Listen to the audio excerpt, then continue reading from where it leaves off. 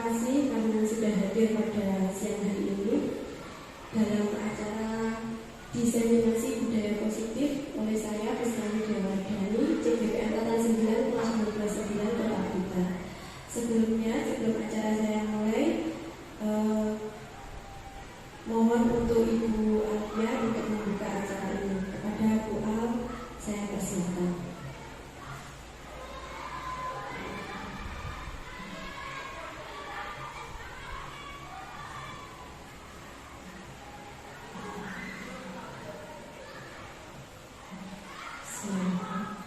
Assalamualaikum warahmatullahi wabarakatuh. Selamat pagi dan salam sejahtera kepada semua. Yang saya hormati Bapak Ibu Guru beserta staf SDN 4. Pertama-tama mari kita panjatkan puji syukur kehadirat Allah Subhanahu wa taala yang mana pada siang hari ini Allah telah merintahkan segala rahmat taufik serta hidayahnya sehingga kita dapat berkumpul di sini dalam keadaan sehat walafiat. Salawat serta salawat tidak lupa kita haturkan kepada junjungan kita Nabi besar Nabi Agung Nabi Muhammad SAW yang mana yang akan selalu kita harapkan sabarnya dia Bapak Ibu yang saya hormati, saya sampaikan banyak terima kasih atas kesediaan panjenengan untuk mendukung dan mensupport kegiatan calon guru penggerak kita satu-satunya yaitu Mbak Friska. Semoga beliau nantinya setelah selesai mengikuti kegiatan calon guru penggerak dan bisa membebaskan sekolah kita. Nah, untuk materi kita hari ini yaitu diseminasi budaya positif. Kemungkinan ini terkait dengan budaya-budaya positif yang mungkin dapat kita laksanakan di sekolah kita dan juga untuk demi kemajuan sekolah kita. Nah, karena di sini saya pun juga kurang untuk diseminasi budaya positif yang saya tahu itu adalah sebuah kegiatan atau tingkah laku yang bisa kita laksanakan sehari-hari sebagai contohnya anak-anak. Mungkin itu yang bisa saya sampaikan untuk mengupas terkait dengan diseminasi budaya positif. Mungkin ini Mbak Friska yang lebih tahu. Untuk akhir kata, wassalamualaikum warahmatullahi wabarakatuh.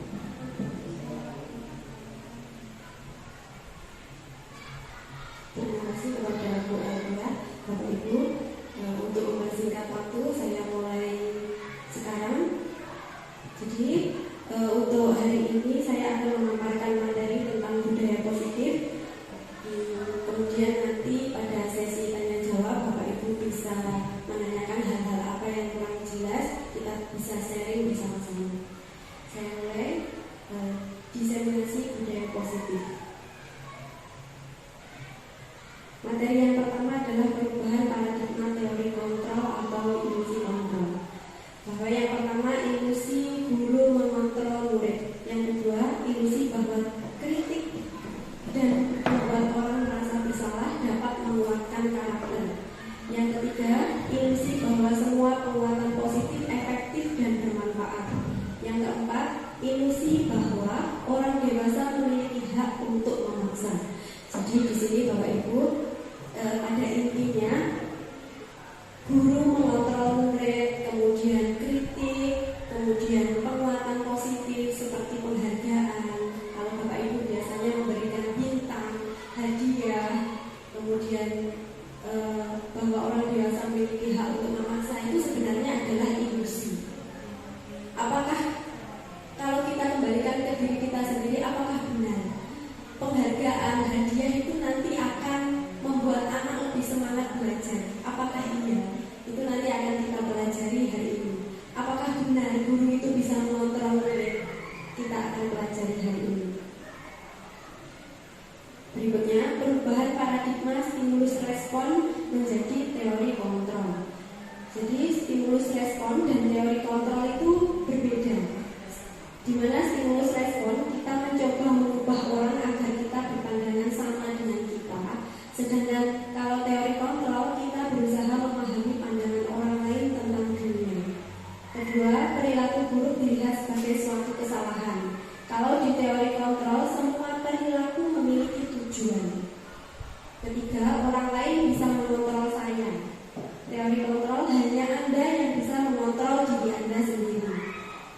saya bisa mengontrol orang lain.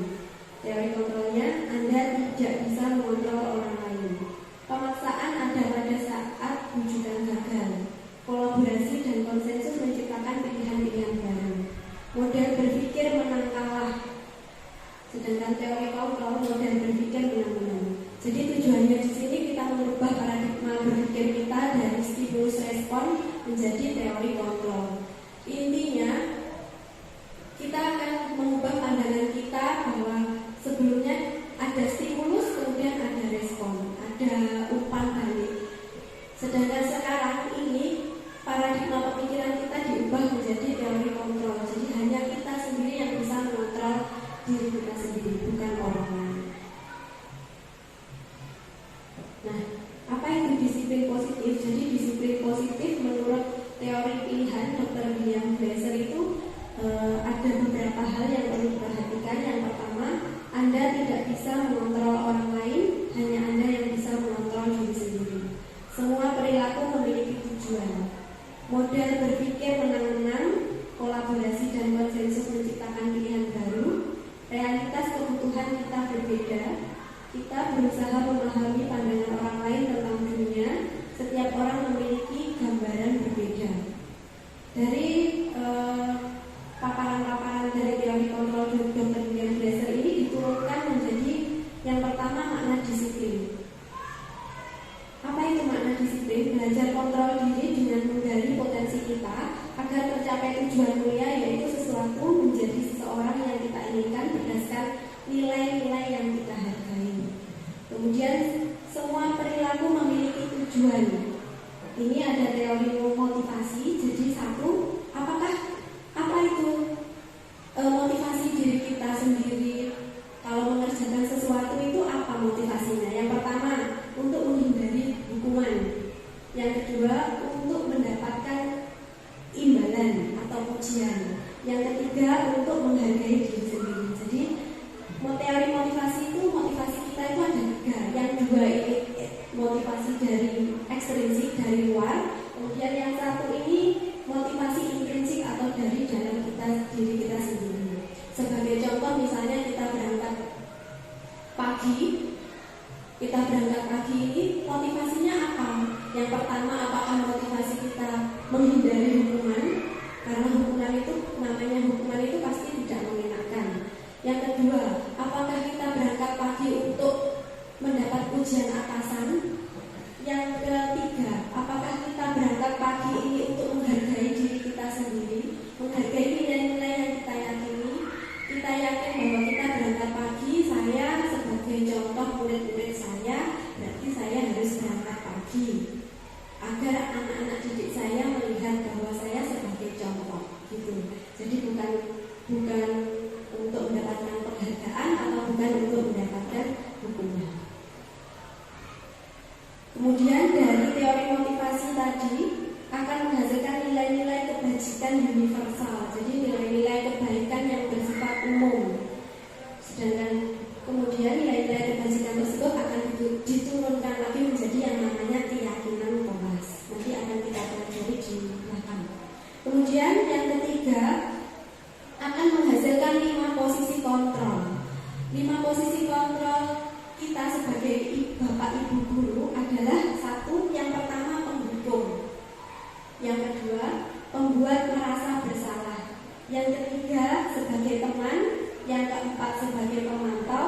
Yang kelima, sebagai manajer. Saya rangkum di belakang, nanti akan saya jelaskan. Kemudian dari 5 posisi kontrol ini akan kita hubungkan dengan segitiga restitusi. Berikutnya tentang kebutuhan dasar manusia, bertahan hidup, penguasaan, kasih sayang, kesenangan, kemudian kebebasan. Lanjutkan. Nah, ini 5 posisi kontrol kita sebagai bapak ibu guru. Yang pertama, penghukum. Menggunakan kekuasaan untuk memaksa orang lain melakukan apa yang kita inginkan. Coba kita nanti kita lihat ke diri kita sendiri. Posisi mana yang sering kita lakukan setiap hari kepada anak-anak? Yang kedua, membuat rasa bersalah. Menggunakan rasa bersalah untuk memaksa orang lain melakukan apa yang kita inginkan. 3, sebagai menggunakan hubungan persahabatan untuk mempengaruhi orang lain melakukan apa yang kita inginkan. 4. Pemantau, menggunakan pengawasan untuk memastikan orang lain melakukan apa yang kita inginkan. Yang kelima, manajer, yaitu memberikan arahan dan bimbingan kepada orang lain untuk melakukan apa yang kita inginkan. Contoh penerapan posisi kontrol ini bisa digambarkan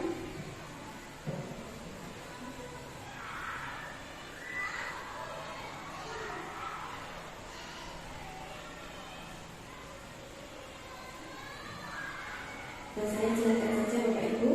Penghukum, biasanya kalau posisi penghukum itu lebih ke yang kita katakan kepada anak jika anak melakukan kesalahan, biasanya begini. Kamu salah, berarti kamu harus dihukum. Kamu tahu kalau kamu salah, berarti kamu harus dihukum begini. Misalnya kamu terlambat, kamu harus lari mengelilingi lapangan 5 kali. Itu biasanya posisi penghukum.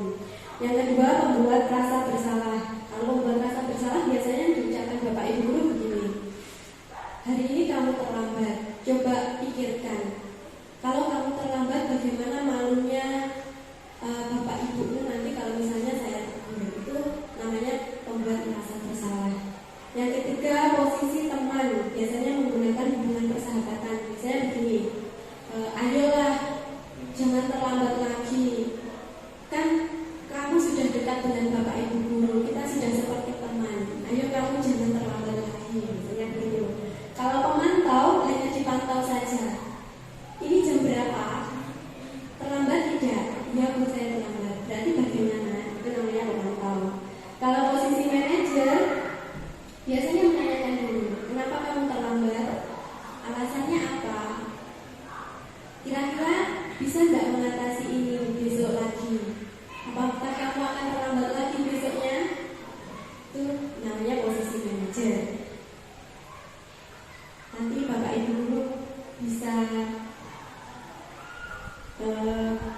merefleksikan diri sendiri, apakah saya sering sebagai posisi penghukum, teman, atau sebagainya.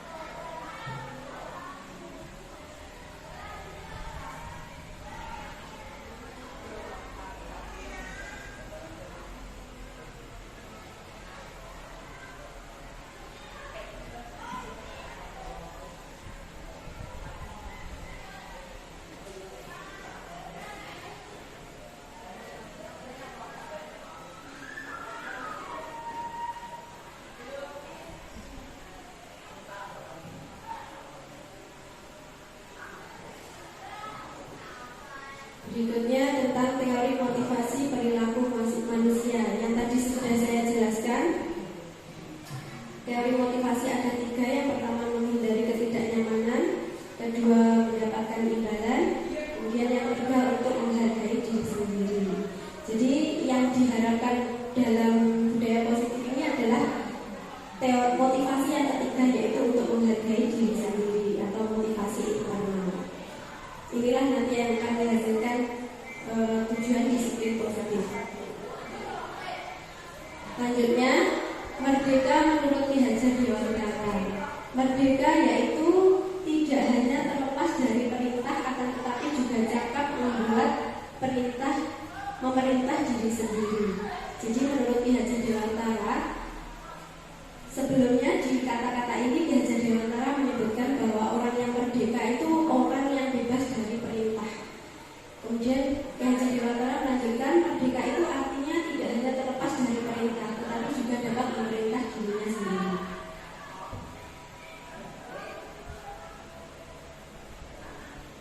Nah, selanjutnya kita belajar tentang kebutuhan dasar manusia. Bapak Ibu, kebutuhan dasar manusia adalah ada 5.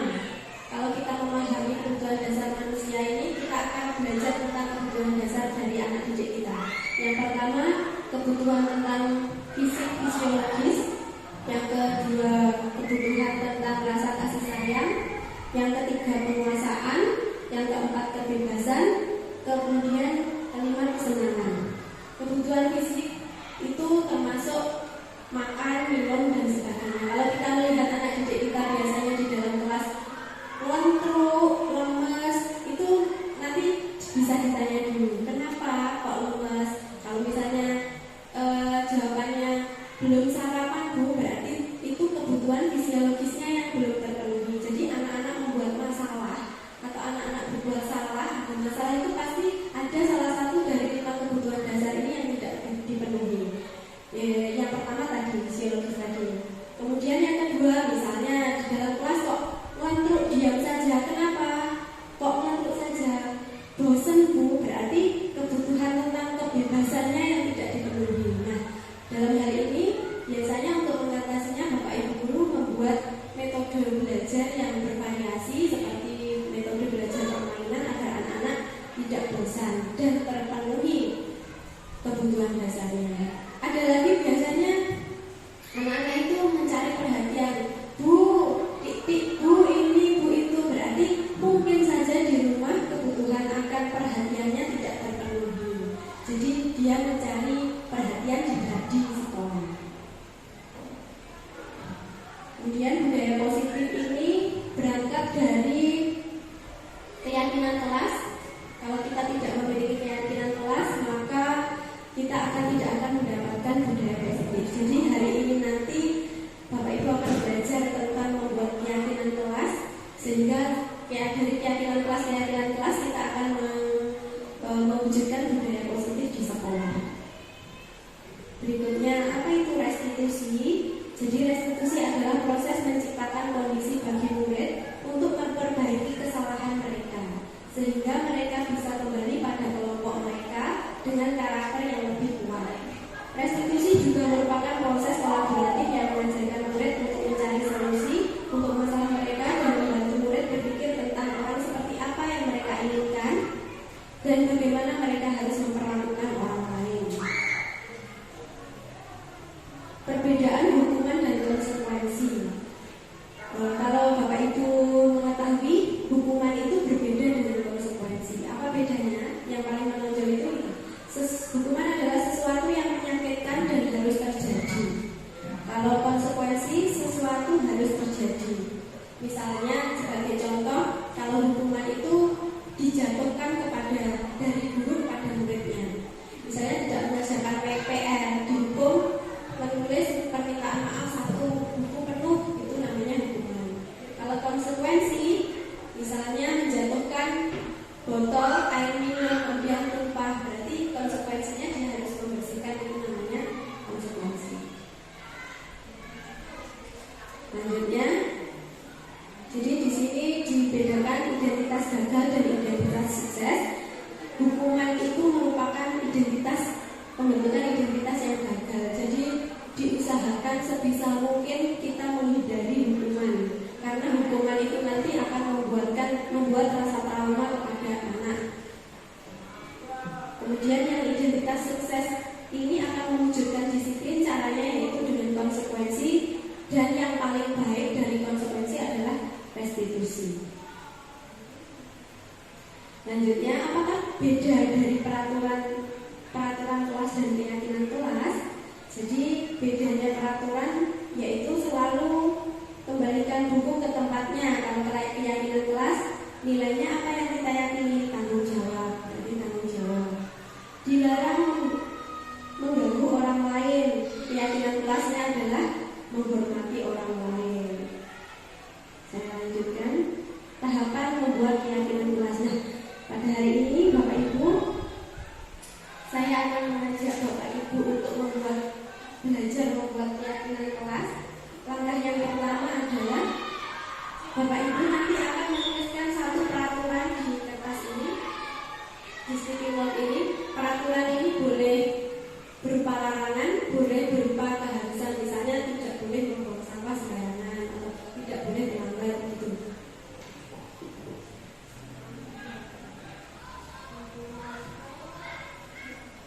Silakan nanti dituliskan di satu lembar saja, satu saja peraturan kelas. Satu orang dapat 3 kertas. Nanti kita ubah peraturan menjadi keyakinan kelas.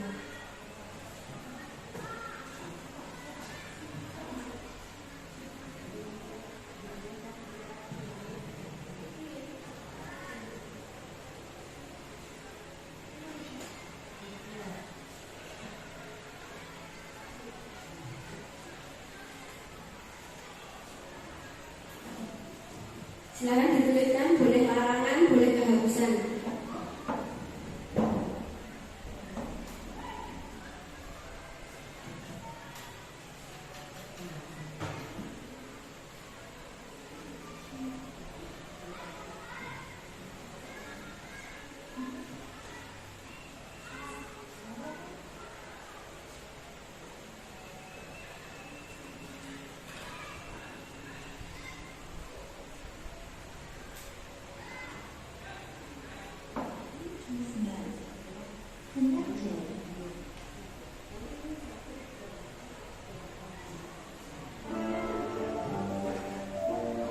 Ini kemarin saya mencoba membuat keyakinan kelas dengan anak-anak. Langkahnya sama seperti yang Bapak Ibu tuliskan. Sampun nggih, satu peraturan. Sekarang satu peraturan kelas itu silakan diubah ke kertas berikutnya menjadi kalimat yang positif. Misalnya, tidak boleh membuang sampah sembarangan. Berarti kalimat positifnya membuang sampah di tempat sampah gitu. Tidak boleh terlambat. Berarti kalimat positifnya hadir tepat waktu. Harus mengembalikan buku di tempatnya. Berarti ya langsung ditulis mengembalikan buku di tempatnya atau di rak buku.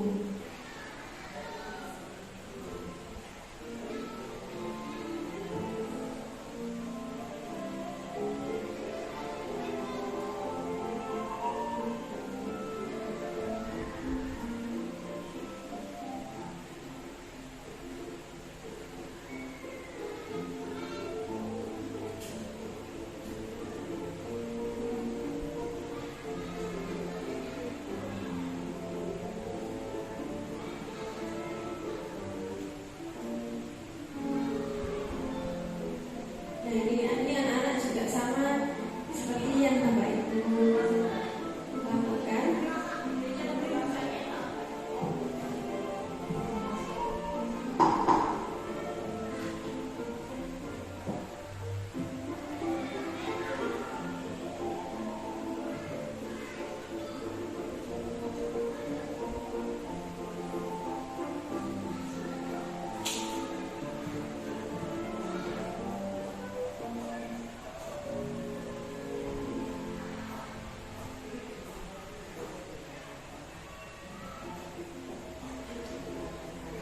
Namun, kalau sudah dari kalimat positif itu, maka Bapak Ibu akan merubah ke keyakinan kelas.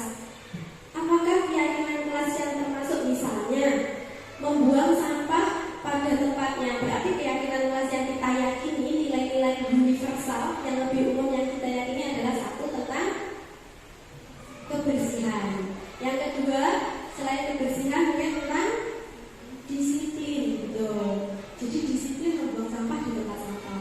Kalau misalnya lagi ada larangan tidak boleh gaduh pada saat pembelajaran, terus kalimat positifnya jadi duduk tenang pada saat pembelajaran. Terus nilai keyakinan kelas yang kita yakini adalah apa Bapak Ibu? Kalau misalnya tidak boleh ramai pada saat pelajaran, berarti nilai apa? Apa Pak Doni? Ya boleh, ada lagi apa Bu? Kita kan ada orang bicara kemudian mendengarkan, berarti itu namanya apa? Ya menghormati, menghargai orang lain. Tidak hanya guru tetapi teman juga.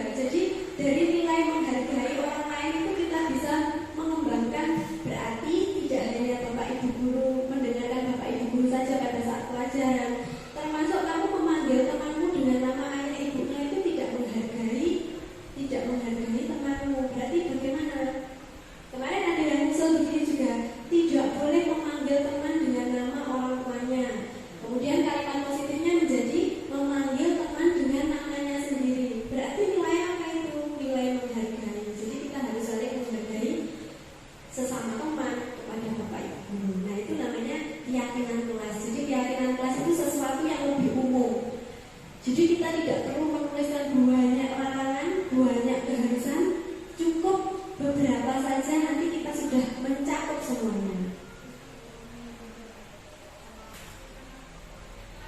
Dan saya untuk doa bagaimana coba? Doa Ini kalau saya untuk kalimat larangannya tidak boleh datang terlambat. Terus di disiplin positif saya hadir tepat waktu.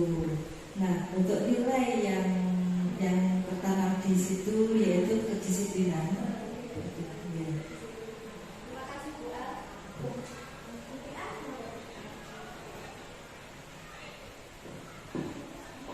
Kalau saya tidak boleh lupa apabila ada pekerjaan rumah, harus mengerjakan pekerjaan rumah. sebenarnya sudah betul kalau harus dilakukan tepat ya tepat waktu mengerjakan PR misalnya. Oh ya, kedisiplinan dan tanggung jawab.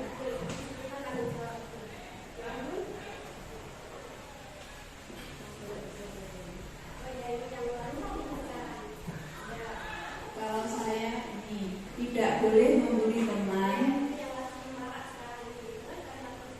kalimat positifnya harus menyayangi teman dan tidak boleh membeda-bedakan teman.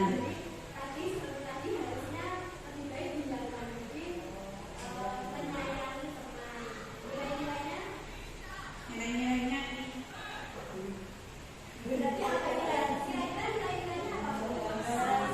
saling menyayangi, betul sekali. Oke.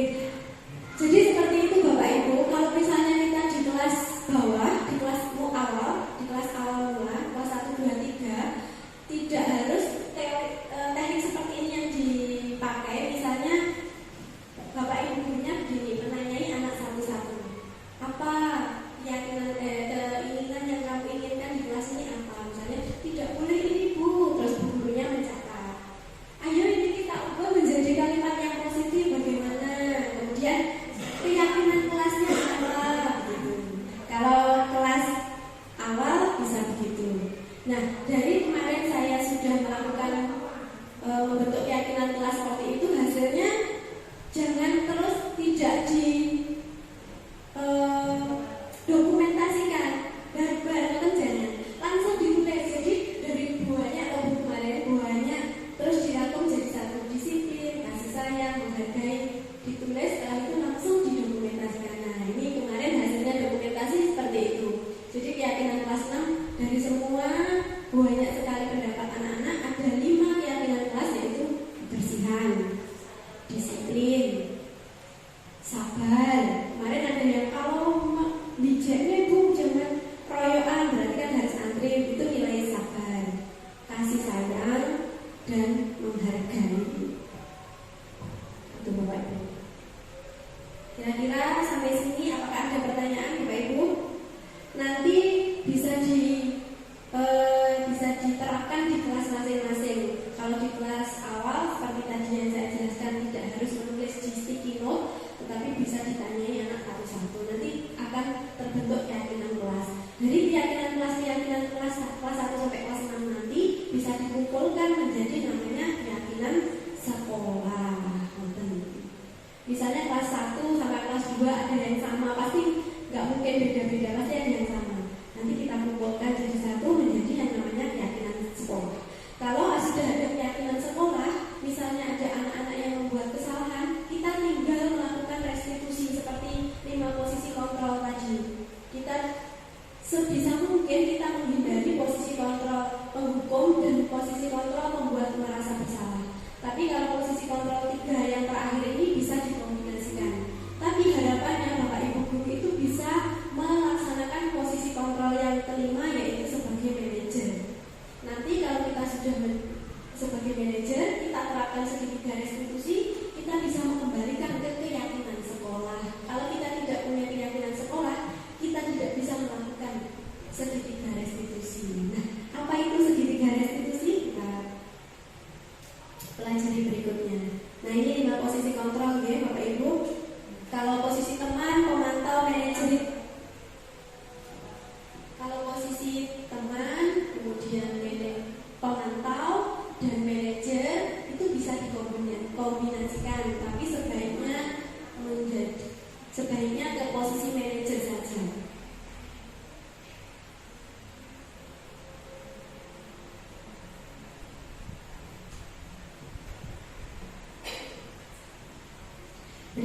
segitiga restitusi. Apa itu segitiga restitusi? Kalau boleh saya rangkum, segitiga restitusi itu adalah suatu tindakan yang digunakan untuk penyelesaian masalah terhadap anak-anak dari posisi kita tadi sebagai manajer.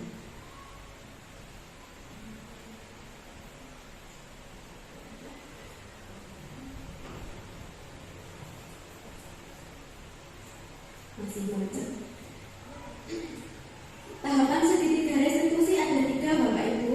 Yang pertama, validasi kebutuhan. Apa yang diucapkan Bapak Ibu guru ketika memvalidasi kebutuhan? Biasanya begini.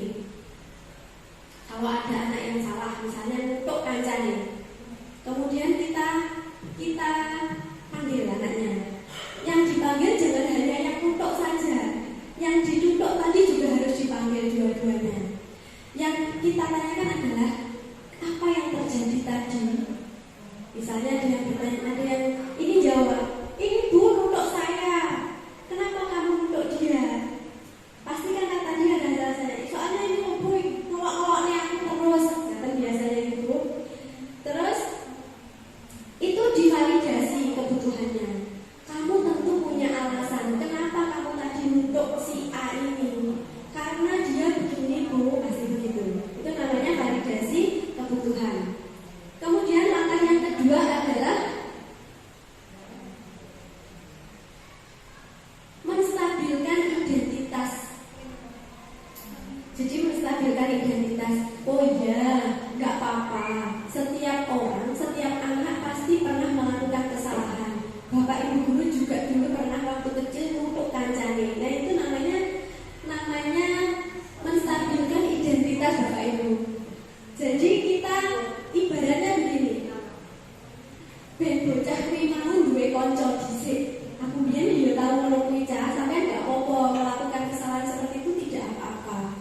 Tapi setelah itu kita harus mengembalikan ke keyakinan kelas.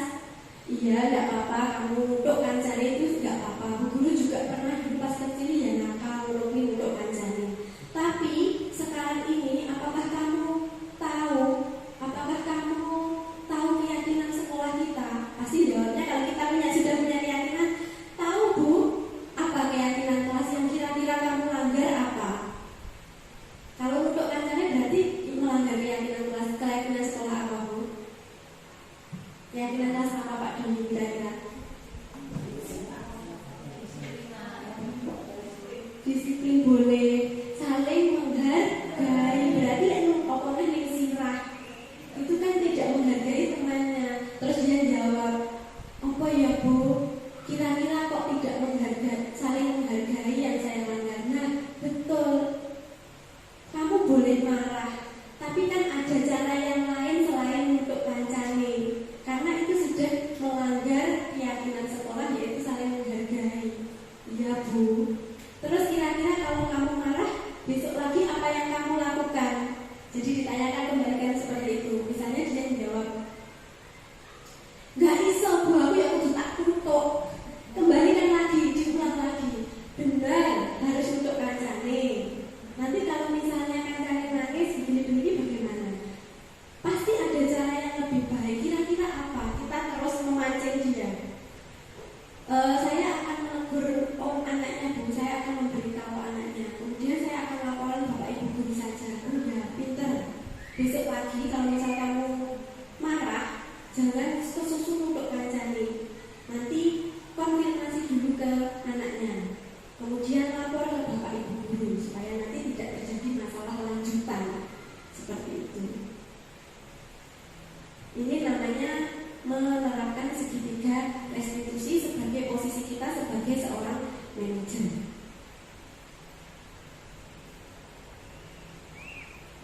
Nah, saya akan menampilkan kemarin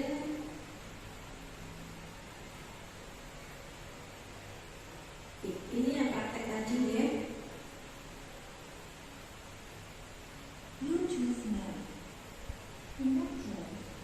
Kemudian saya akan mencoba menampilkan penerapan segitiga restitusi di kelas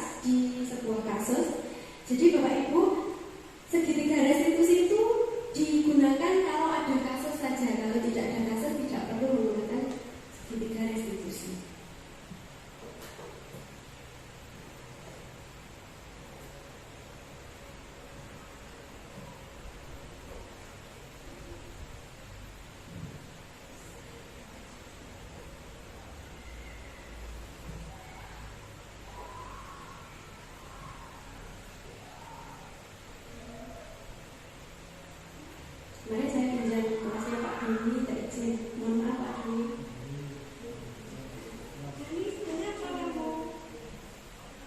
Jadi ini kasusnya dia makan di kelas pada saat jam pelajaran.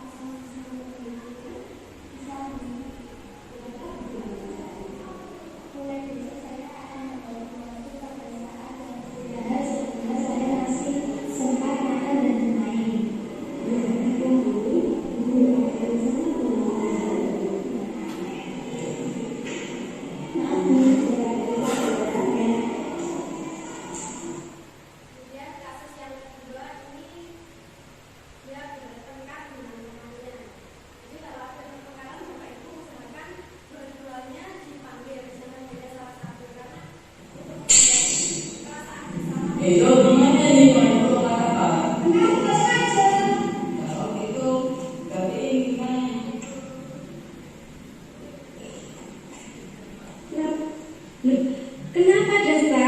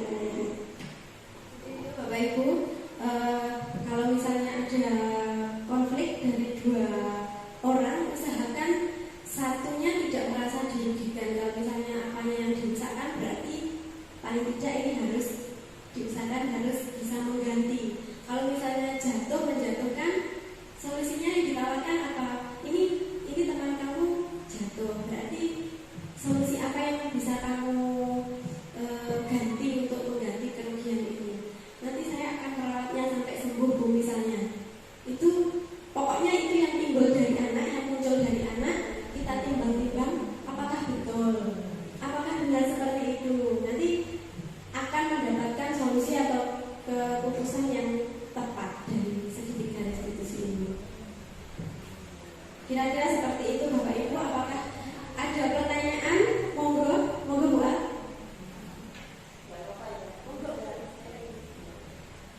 Terima kasih atas waktu yang diberikan kepada saya. Begini Bapak sekalian, ini terkait dengan kasus anak-anak juga ya.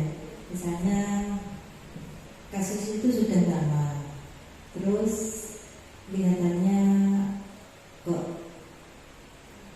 kasus anak dengan anak, terus melebar ke orang tua dengan orang tua.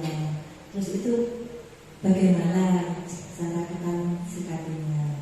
Karena itu kasusnya kan sudah agak lama. Itu mungkin saya bisa sharing di tempat ini. Ya, monggo. Terima kasih Bu Al. Jadi begini Bapak Ibu, untuk segitiga restitusi itu sebenarnya kita bisa tidak ada batasan usia. Segitiga restitusi itu bisa diterapkan mulai dari bayi mulai dari anak-anak PAUD, SD sampai orang dewasa di tempat kerja, para atasan itu menyelesaikan masalah dengan segitiga restitusi itu sangat bagus. Kalau misalnya ini nanti ada kasus anak-anak, kemarin kan saya sudah menerapkan restitusi juga ya Bu, ke anak-anaknya. Kemudian sekarang melebar ke urusan orang tua. Nanti solusinya ya tetap di restitusi. Kita kumpulkan orang tuanya, duduk permasalahannya bagaimana, apakah jenengan dikembalikan lagi yang sudah jenengan lakukan itu apakah benar.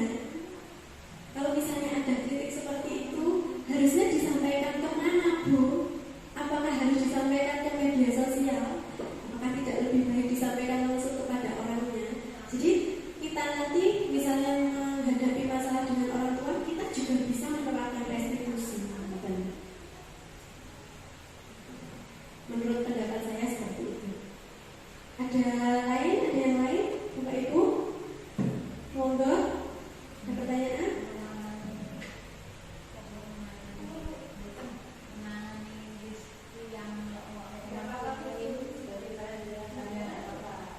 Tadi saya memanggil dan Pak Kain memanggil Rizky dan Oman.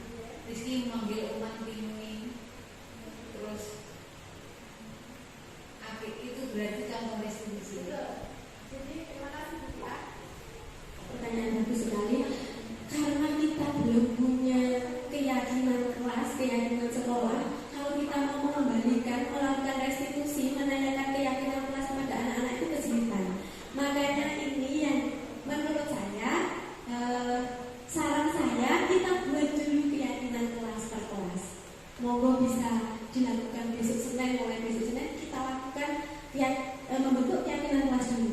Kalau sudah dibentuk keyakinan kelas, nanti di restitusi gua mampu. Rizky tadi manggil Oman dengan sebutan apa? Penguin Bu misalnya. Terus kenapa kamu memanggil penguin? Pasti dia punya alasan. Kamu ini anaknya kecil begini-begini. Terus ya memang memanggil seseorang itu sebenarnya seharusnya pakai namanya. Kalau kamu melakukan seperti itu berarti kamu melanggar keyakinan kelas yang mana? Gitu. Saya tidak menghargai Oman Bu. Terus sekali berarti besok lagi bagaimana? Seperti yang sudah kita sepakati, besok lagi memanggil temannya harus bagaimana?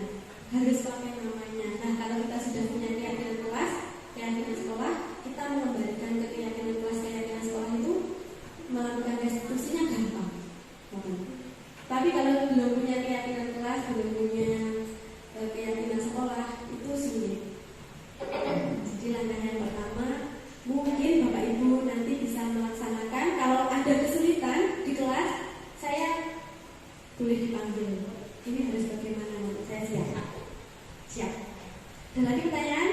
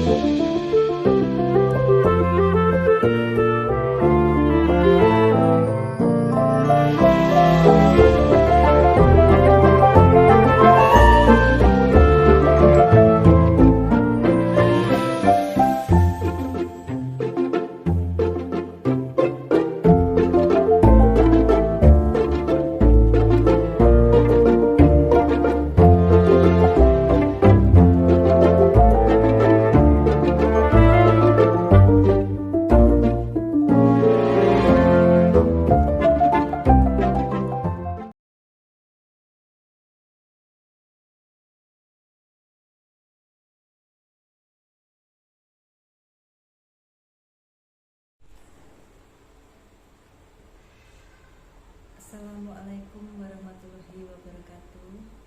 Selamat pagi. Perkenalkan, nama saya Alfianita Hariani. Saya Kepala SDN 4 Karangtengah. Puji syukur alhamdulillah kita panjatkan kepada Allah SWT yang mana kegiatan hari ini dapat terlaksana dengan baik. Saya sampaikan banyak terima kasih atas kegiatan yang telah dilaksanakan oleh Saudara Friska Widya Wardani untuk memenuhi materi dari CGP. Nah, dalam kegiatan tersebut saya sampaikan banyak terima kasih karena dari kami memang belum tahu adanya budaya disiplin positif, jadi budaya positif, sehingga kami dan anak-anak pun masih mengikuti tata tertib yang istilahnya yang dibuat oleh kepala sekolah dan bapak ibu guru, sehingga anak-anak dalam melaksanakan tata tertib itu kadang lahir bukan dari hati nuraninya sendiri. Mulai hari ini akan kami terapkan, yaitu budaya positif tersebut, sehingga dari kelas-kelas akan muncul budaya-budaya positif di kelasnya masing-masing, sehingga anak-anak nanti dalam melaksanakan atau mentaati apa yang telah menjadi budaya positif tersebut lahir dari hati nuraninya sendiri, sehingga tanpa ada paksaan. Mungkin itu yang bisa saya sampaikan.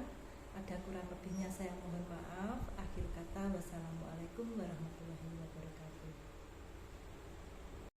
Selamat pagi, saya Khotimah SPD atau biasa dipanggil dengan Ibu Imah. Saya rekan kerja dari Bu Friska. Di sini saya akan mengumpan balik desimentasi budaya positif oleh Bu Friska. Pertama, penjelasan yang disampaikan oleh Bu Friska untuk desimentasi budaya positif sangat bagus. Poin dan penjelasannya mengena sesuai dengan kondisi sekolah dan patut segera direalisasikan di lingkungan sekolah.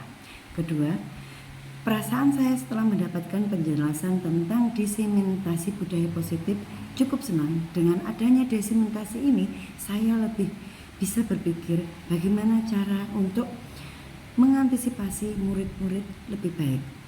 Kedua, desimentasi budaya positif dari Bu Friska ini sangat bermanfaat, terutama untuk membangun tanggung jawab siswa dan tenaga pendidikan, serta dapat menciptakan restitusi yang bisa disepakati oleh anak-anak itu sendiri dan dengan tenaga pendidik itu sendiri. Terima kasih dari saya. Assalamualaikum warahmatullahi wabarakatuh.